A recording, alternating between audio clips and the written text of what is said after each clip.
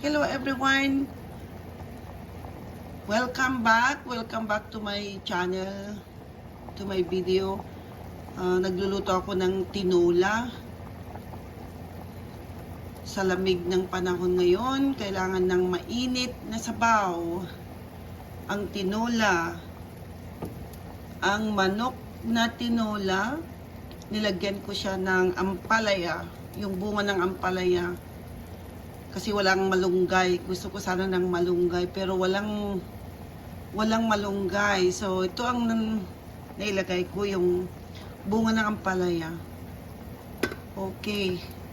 Kaya ito ang ulamin ko ngayon sa malamig ng panahon dahil nag-i-snow na po dito sa Ottawa, Canada.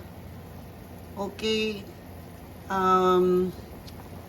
Enjoy life and keep safe.